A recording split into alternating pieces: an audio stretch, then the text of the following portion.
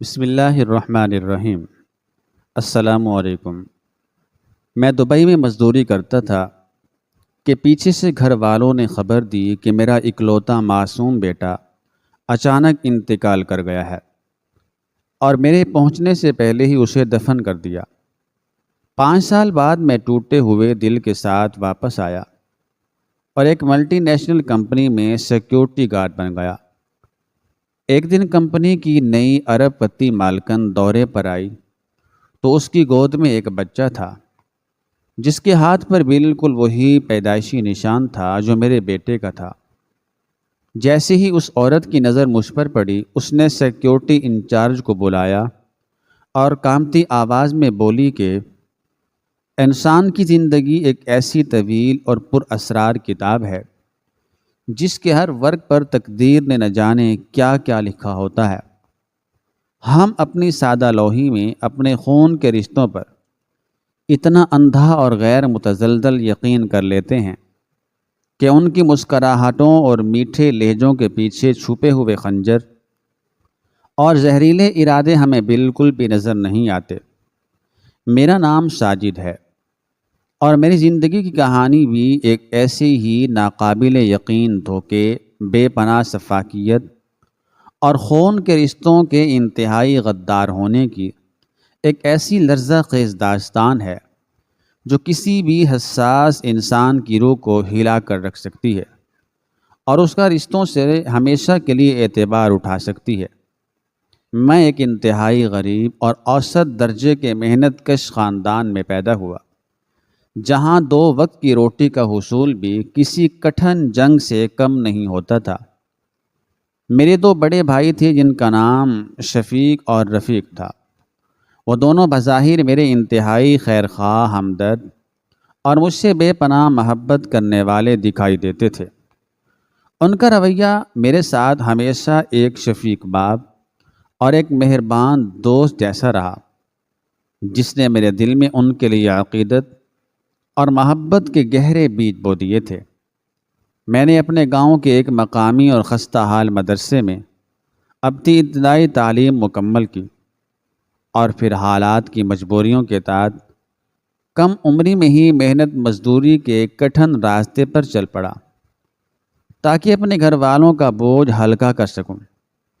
میری شادی میری نہایت قریبی رشتہ دار سلمیٰ سے ہوئی، جو ایک انتہائی نیک سیرت، صابر اور فرشتہ صفت خاتون تھی۔ ہم غریب ضرور تھے اور ہمارے گھر میں مٹی کے برتنوں کے سوا کچھ خاص نہیں تھا، لیکن ہماری زندگی انتہائی خوشگوار، پرسکون اور محبت سے بھری ہوئی تھی۔ سلمیٰ میری ہر تھکن اور ہر دکھ کا واحد مداوا تھی۔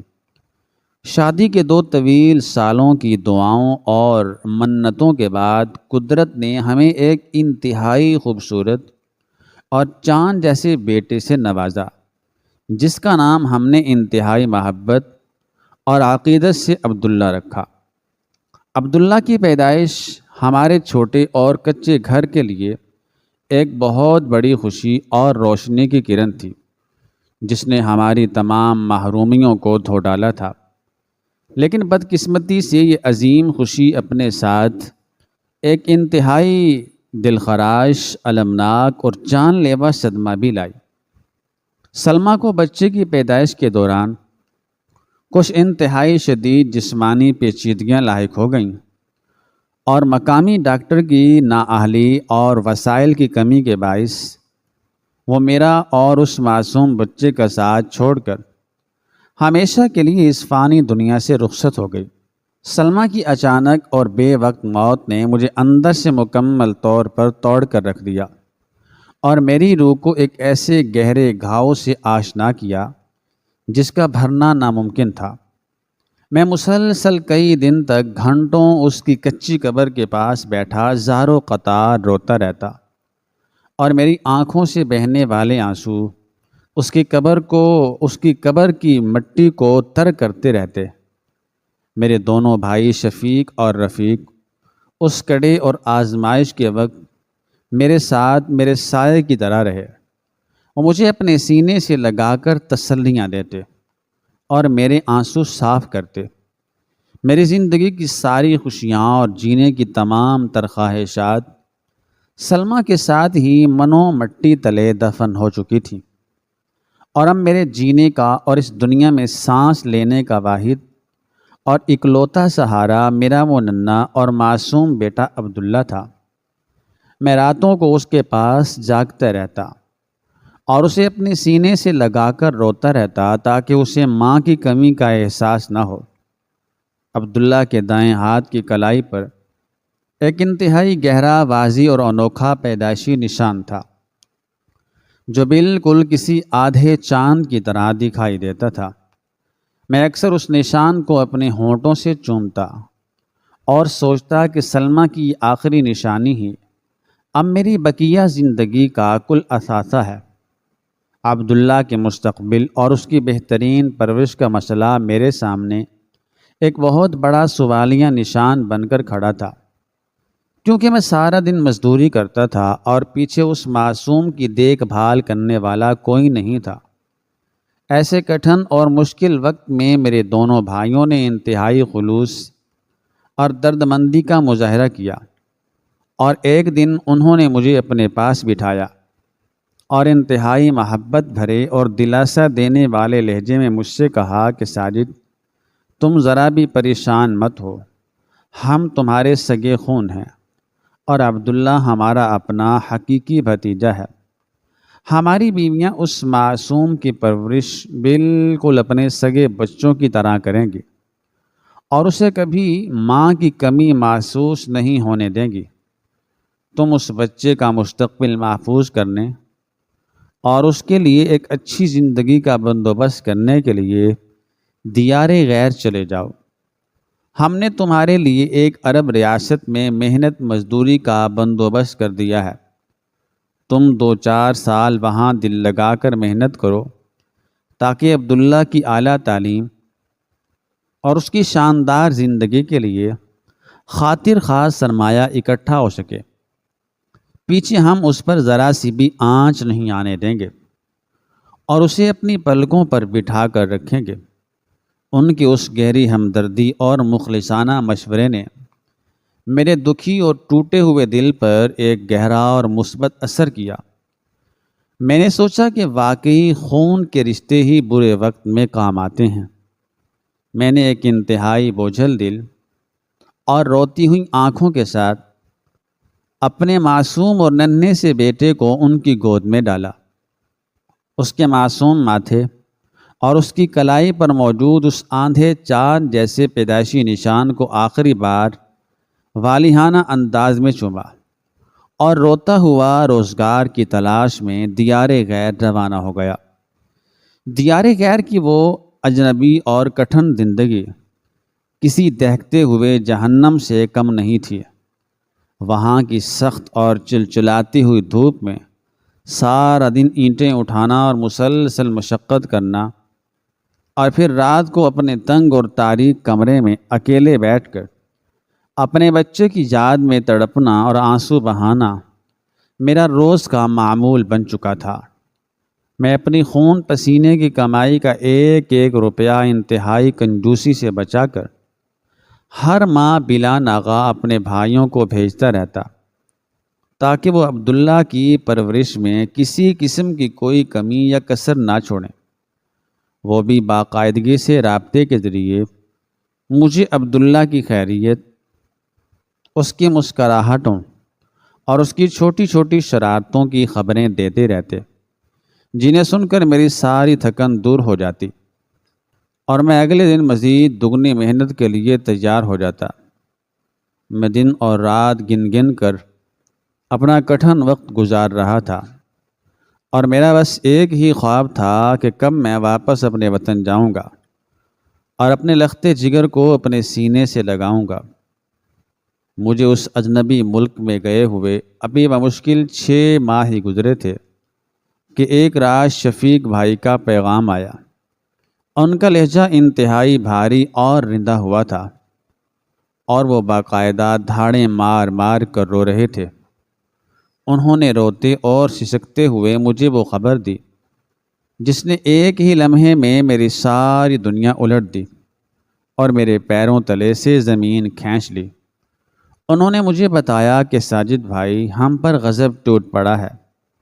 عبداللہ کو کل رات اچانک شدید قسم کا بخار ہوا اور ہم اسے فوراً مقامی ہسپتال لے کر بھاگے، لیکن وہ جاں بھر نہ ہو سکا۔ ڈاکٹروں کا کہنا تھا کہ اسے کوئی انتہائی خطرناک اور متعدی وبائی بیماری لاحق ہو گئی تھی، جس کی وجہ سے ہم نے مجبوری اور قانون کے خوف سے اسے آج صبح سویرے ہی خاموشی سے دفن کر دیا ہے، اور ہمیں اس بات پر معاف کر دو کہ ہم تمہاری آخری نشانی کی حفاظت نہ کر سکے۔ یہ لرزہ خیز خبر سنتے ہی میرے ہاتھوں سے موبائل چھوٹ کر زمین پر گر گیا۔ میرا سارا وجود کسی سوکھے پتے کی طرح کانپنے لگا، اور میں نے دیوانوں اور پاگلوں کی طرح اپنا سر دیواروں سے ٹکرانا اور دھاڑیں مار مار کر رونا شروع کر دیا۔ میرا لختے جگر، میرا اکلوتا سہارا اور میری سلمیٰ کی آخری اور واحد نشانی مجھ سے ہمیشہ کے لیے چھن چکی تھی، اور ظالم تقدیر نے مجھے اس کا آخری بار چہرہ تک دیکھنے کی مہلت نہیں دی تھی۔ میں فوراً اسی وقت واپس اپنے وطن آنا چاہتا تھا تاکہ اپنے بچے کی قبر کی مٹی کو چوم سکوں، لیکن میرا کفیل ایک انتہائی سخت دل اور ظالم انسان تھا، جس نے میری تمام سفری دستاویزات اپنے قبضے میں رکھی ہوئی تھیں، اور اس نے مجھے کسی بھی صورت میں چھٹی دینے یا واپس جانے کی اجازت دینے سے سختی سے انکار کر دیا۔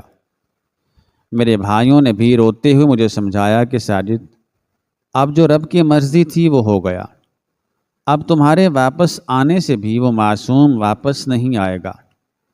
تم وہیں رہ کر مزید محنت کرو اور اس کے نام پر خیرات کرو تاکہ سلمیٰ اور عبداللہ کی روح کو سکون مل سکے۔ میں انتہائی بے بسی، لاچاری اور صدمے کے عالم میں وہیں اس پردیس کی تپتی اور جلتی ہوئی ریت پر گر کر اپنے مقدر کی سیاہی کا ماتم کرتا رہا۔ وقت کا پہیہ انتہائی بے رحمی اور بے حسی سے گھومتا رہا، اور 5 سال کا ایک انتہائی طویل، تاریک اور صبر آزما عرصہ گزر گیا۔ ان 5 سالوں میں نے ایک زندہ لاش کی طرح بغیر کسی مقصد کے زندگی گزاری۔ میرا دل مکمل طور پر ٹوٹ کر راکھ ہو چکا تھا، اور میں نے زندگی سے ہر قسم کی امید اور خوشی کی توقع ہمیشہ کے لیے چھوڑ دی تھی۔ آخر کار 5 سال کی طویل اور کٹھن مشقت کے بعد جب میرا مزدوری کا معاہدہ ختم ہوا تو میں بوجھل قدموں اور ویران آنکھوں کے ساتھ واپس اپنے وطن آیا۔ وطن پہنچتے ہی میری سب سے پہلی منزل اس چھوٹے سے قبرستان کی وہ کچی قبر تھی جہاں میرے بھائیوں کے بقول میرا لخت جگر محو خواب تھا۔ میں سیدھا اس قبر پر گیا اور گھنٹوں اس بے جان مٹی سے لپٹ کر زار و قطار روتا رہا اور اپنے بچے سے دور رہنے کی معافیاں مانگتا رہا۔ میرے بھائیوں نے میری واپسی پر میرے ساتھ بہت ہمدردی اور دکھ سے پیش آئے۔ میں نے حیرت سے محسوس کیا کہ وہ اب کافی مالدار اور خوشحال ہو چکے تھے، اور انہوں نے میرے بھیجے ہوئے پیسوں اور نامعلوم ذرائع سے ایک اچھا خاصا اور بڑا کاروباری مرکز قائم کر لیا تھا۔ میں نے ان سے اپنے بھیجے ہوئے کسی بھی پیسے کا کوئی حساب نہیں مانگا، کیونکہ میری زندگی کی واحد متاع تو قبر میں جا چکی تھی۔ اب مجھے ان کاغذی ٹکڑوں اور پیسوں سے کوئی غرض نہیں تھی۔ مجھے اب اپنے دن رات کاٹنے اور زندہ رہنے کے لیے کسی نہ کسی مصروفیت کی ضرورت تھی تاکہ میرا دماغ یادوں کے عذاب سے بچ سکے۔ اس لیے میں نے شہر کے ایک انتہائی بڑے اور معروف کاروباری ادارے میں بطور سیکیورٹی گارڈ نوکری اختیار کر لی۔ میرا کام اس بڑی عمارت کے مرکزی دروازے پر پہرا دینا اور آنے جانے والے بڑے لوگوں اور مالکان کے لیے ادب سے دروازہ کھولنا تھا۔ میری زندگی اسی سنسان، ویران اور مشینی معمول کے گرد گھوم رہی تھی، اور میں راتوں کو اپنے تنہا کمرے میں بیٹھ کر عبداللہ کی معصوم صورت اور اس کے ہاتھ کے اس آدھے چاند جیسے نشان کو یاد کر کے خاموشی سے آنسو بہاتا رہتا تھا۔ ایک دن ادارے میں اچانک ایک انتہائی غیر معمولی چہل پہل اور سرگرمی شروع ہو گئی، اور ہر طرف صفائی ستھرائی اور سجاوٹ کا کام تیزی سے ہونے لگا۔ ہمارے نگران نے تمام محافظوں کو انتہائی چوکس رہنے اور مستعد کھڑے ہونے کی سخت ہدایت کی، اور ہمیں بتایا کہ آج اس عظیم ادارے کی نئی مالکن، جو کہ ایک انتہائی مالدار اور با اثر خاتون ہیں، وہ پہلی بار ادارے کے دورے پر آ رہی ہیں۔ کچھ ہی دیر بعد ایک انتہائی شاندار، لمبی اور قیمتی سواری ادارے کے مرکزی دروازے کے بالکل سامنے آ کر رکی۔ میں نے جلدی سے آگے بڑھ کر نہایت ادب احترام کے ساتھ اس سواری کا دروازہ کھولا۔ گاڑی کے اندر سے ایک انتہائی پروقار اور قیمتی لباس میں ملبوس خاتون باہر نکلیں، جن کے چہرے پر ایک عجیب سا تکبر اور حکمرانی کا رعب واضح تھا۔ لیکن جس چیز نے میری تمام تر توجہ اور ہوش کھینچ لیے، وہ اس خاتون کی انگلی پکڑے ہوئے ایک 5 سالہ انتہائی خوبصورت بچہ تھا۔ وہ بچہ شاہانہ اور قیمتی لباس میں ملبوس تھا، اور اس کے چہرے پر ایک ایسی مانوس اور جانی پہچانی مسکراہٹ تھی جس نے میرے دل کی دھڑکنوں کو ایک دم بے ترتیبی کا شکار کر دیا۔ وہ بچہ کھیلتے ہوئے اور ادھر ادھر دیکھتے ہوئے اچانک میری طرف بڑھا، اور اس نے اپنا دایاں ہاتھ میرے لباس پر لگی ہوئی چمکدار بیلٹ کو چھونے کے لیے آگے بڑھایا۔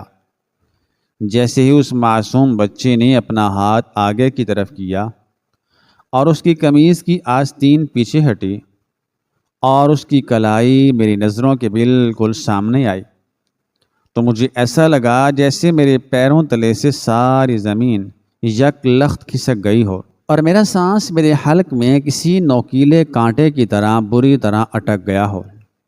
میں نے شدید بے یقینی کے عالم میں اپنی آنکھوں کو زور سے ملا تاکہ مجھے یقین آ سکے کہ میں دن کے اجالے میں کوئی وہم یا خواب تو نہیں دیکھ رہا۔ اس بچے کے دائیں ہاتھ کی کلائی پر بالکل وہی اور ہو بہو ویسا ہی آدھے چاند کا گہرا پیدائشی نشان موجود تھا، جو میرے مردہ اور دفن ہو چکے بیٹے عبداللہ کے ہاتھ پر نقش تھا۔ یہ کوئی معمولی بات یا محض ایک اتفاق نہیں تھا، کیونکہ قدرت کا بنایا ہوا کوئی بھی پیدائشی نشان دو مختلف انسانوں میں اس قدر مشابہ اور ایک جیسا بالکل نہیں ہو سکتا۔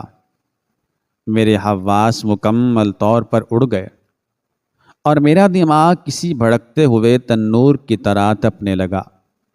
میں اپنے تمام تر اصولوں اور نوکری کے ضوابط کو بھول کر بے ساختہ اور ایک دیوانے کی طرح اس بچے کی طرف جھکا، اور میں نے انتہائی کامتے اور لرزتے ہوئے ہاتھوں سے اس بچے کا وہ ننھا سا ہاتھ اپنے دونوں ہاتھوں میں جکڑ لیا۔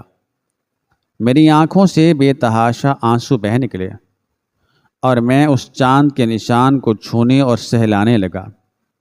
میری اس انتہائی اچانک گستاخانہ اور حیران کن حرکت پر ادارے کے تمام بڑے افسران اور دیگر محافظ شدید حیرت اور صدمے میں مبتلا ہو گئے۔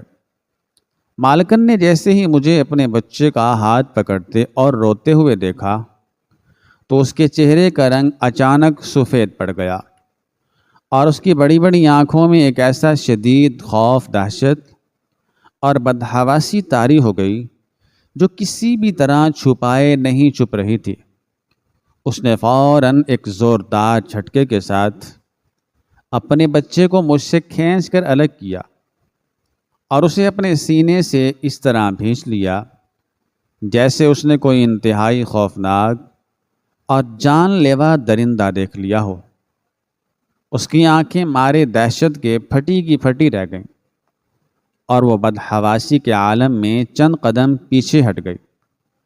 اس نے فوراً ہمارے نگران کو انتہائی اونچی اور کامتی ہوئی آواز میں پکارا اور چلائی کہ اس پاگل محافظ کو ابھی اور اسی وقت نوکری سے نکال باہر کرو اور اسے اس شہر کی حدود سے دور پھینک دو۔ یہ ایک انتہائی خطرناک انسان ہے اور میں اسے اپنی نظروں کے سامنے ایک پل بھی برداشت نہیں کر سکتی۔ مالکن کی اس غیر متوقع اور غضبناک چیخ نے وہاں موجود ہر شخص پر سکتہ طاری کر دیا۔ نگران اور دیگر محافظوں نے فوراً آگے بڑھ کر مجھے انتہائی بے دردی سے دبوچ لیا اور مجھے وہاں سے دور گھسیٹ کر لے جانے لگے، لیکن میرا سارا دھیان اور میری نظریں صرف اور صرف اس بچے اور اس کی کلائی پر موجود اس نشان پر جمی ہوئی تھی۔ میں مسلسل چلا رہا تھا اور روتے ہوئے فریاد کر رہا تھا کہ مجھے اس بچے کو ایک بار غور سے دیکھنے دو۔ میں اس نشان کو بخوبی جانتا ہوں۔ یہ میرا اپنا کھویا ہوا بیٹا عبداللہ ہے۔ خدا را مجھے مت روکو۔ میں نے نگران کی مضبوط گرفت سے نکلنے کی انتہائی وحشیانہ اور دیوانہ وار کوشش کی۔ میرا وہ شدید غم، غصہ اور میری وہ باپ کی تڑپ جو پچھلے 5 سالوں سے میرے سینے کی گہرائیوں میں دفن تھی، وہ بے بھڑکتے ہوئے اور بے قابو طوفان کی طرح باہر آ رہی تھی۔ مالکن تیزی سے اپنے بچے کو لے کر عمارت کے اندر چلی گئی اور اس نے ایک بار بھی مڑ کر پیچھے نہیں دیکھا۔ نگران مجھے زمین پر گھسیٹتا ہوا محافظوں کے مخصوص کمرے میں لے آیا اور مجھے فرش پر زور سے دھکا دیا۔ اس نے مجھے برا بھلا کہنا اور گالیاں دینا شروع کر دیں کہ تم نے ایک اتنی بڑی اور مالدار خاتون کے بچے کو چھونے کی جرت کیسے کی؟ تم تو اب سیدھا جیل کی سلاخوں کے پیچھے جاؤ گے۔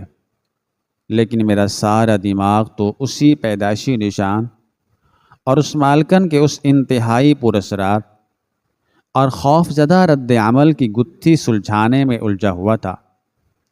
میرے ذہن میں مسلسل یہ سوال ہتھوڑے کی طرح بج رہا تھا کہ اگر میں واقعی ایک عام اور پاگل محافظ تھا تو اس مالکن نے مجھے صرف نوکری سے نکالنے کی بجائے مجھے پورے شہر سے باہر پھینکنے کی بات کیوں کی؟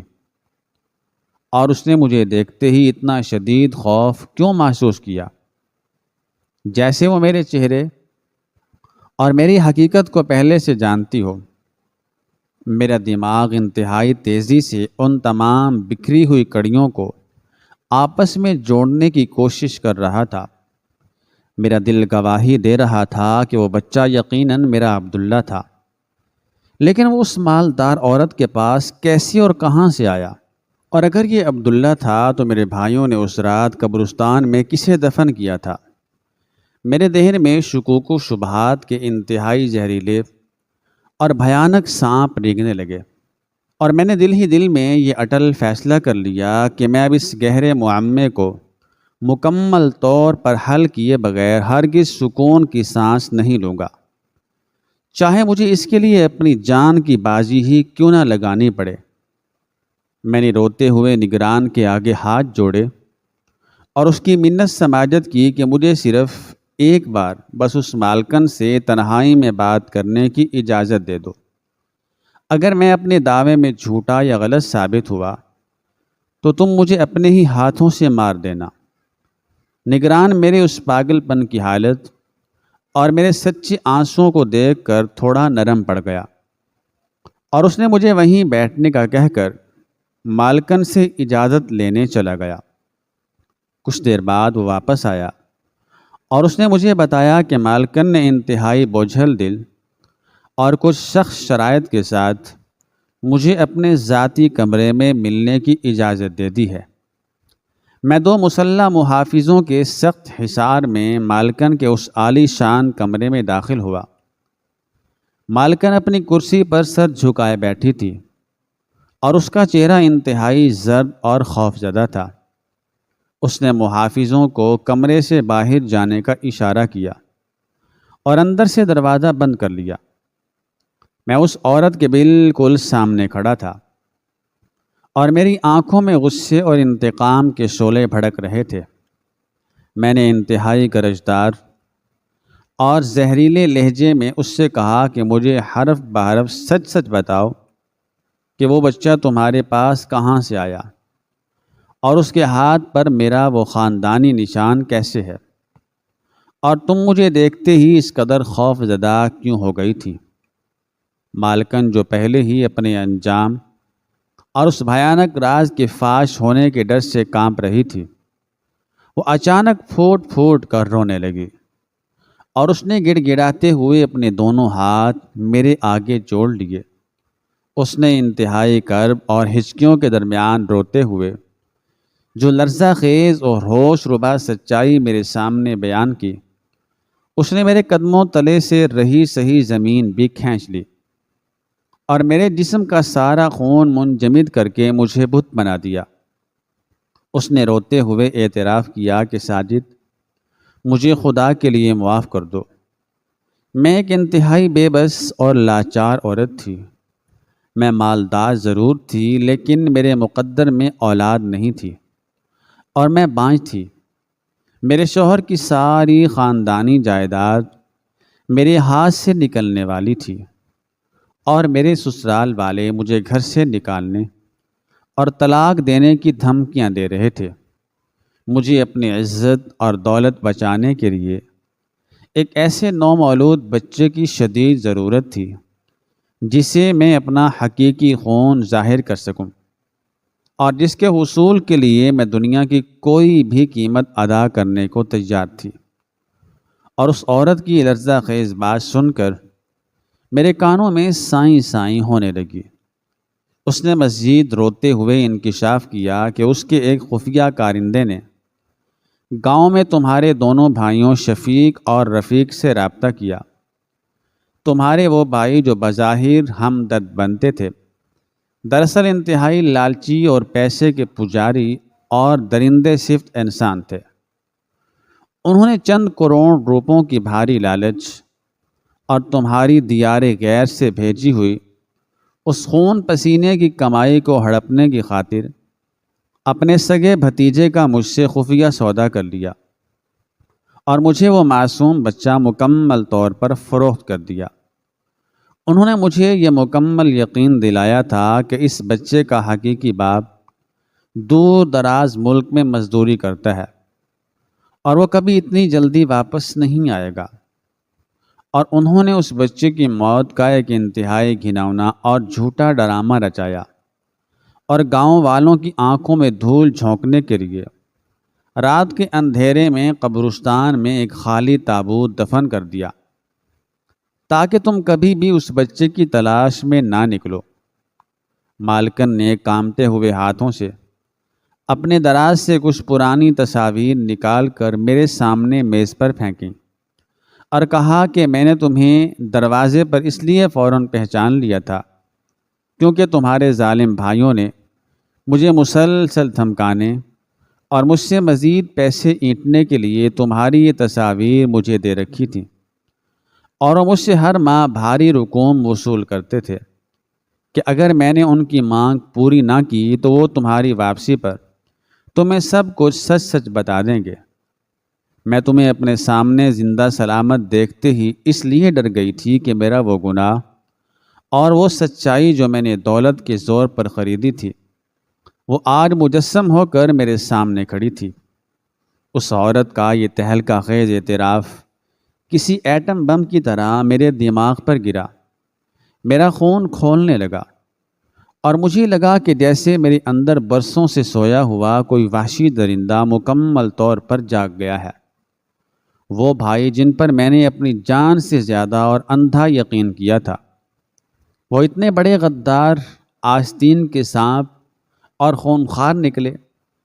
انہوں نے چند سکوں اور جائیداد کی خاطر میرے جگر کے ٹکڑے کا سودا کر دیا اور مجھے 5 سال تک ایک زندہ لاش بنا کر لمحہ لمحہ مرنے کے لیے چھوڑ دیا۔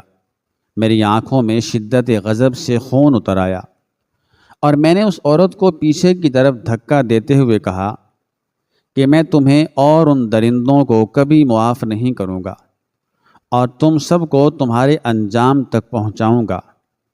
میں نے وہ تصاویر اور اس عورت کا وہ اعترافی بیان جو میں نے چالاکی سے اپنے موبائل میں ریکارڈ کر لیا تھا، فوراً اپنے قبضے میں لیا۔ میں ایک بکھرے ہوئے طوفان کی طرح اس عمارت سے باہر نکلا اور سیدھا شہر کے سب سے بڑے اور مرکزی تھانے پہنچ گیا۔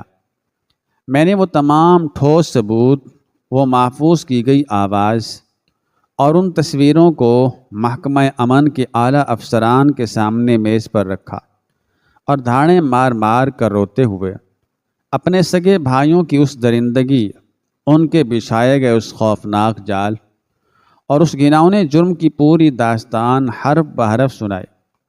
افسران اس قدر سنگین اور دلخراش کہانی سن کر حیران رہ گئے اور انہوں نے فوری طور پر سخت کارروائی کا حکم دے دیا۔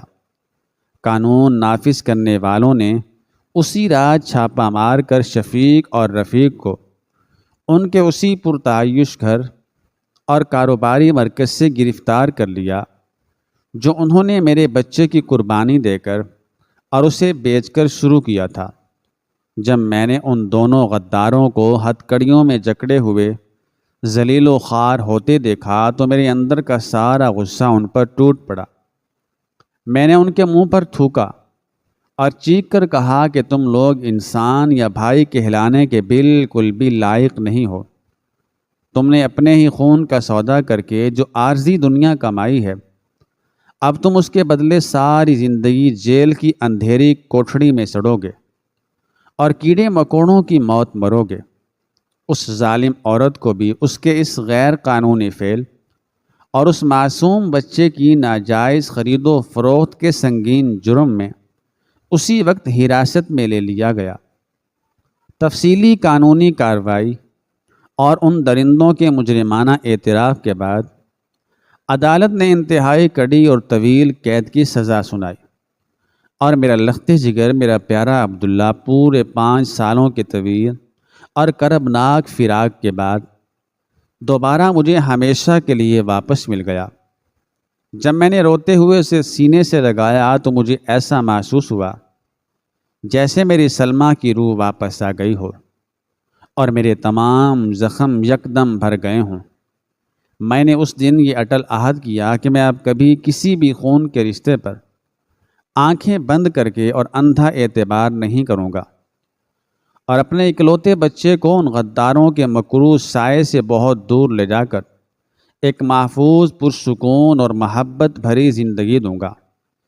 یہ لرزہ خیز واقعہ میری زندگی کا وہ تلخ ترین اور نہ بھولنے والا سبق تھا جس نے مجھ پر یہ ثابت کر دیا کہ لالچ اور دولت کی ہوس انسان کو کس قدر اندھا اور سفاک بنا دیتی ہے، اور وہ اپنوں کا ہی خون پینے اور ان کا گوشت نوچنے سے ذرا بھی گریز نہیں کرتا، لیکن قدرت کا بے لاگ انصاف اور اس کی لاٹھی ہمیشہ غالب آتی ہے، اور سچائی چاہے جتنی بھی گہری دفن کر دی جائے، وہ آخر کار اپنے لیے زمین کا سینہ چیر کر خود راستہ بنا لیتی ہے اور ظالموں کو ان کے عبرتناک انجام تک ضرور پہنچاتی ہے۔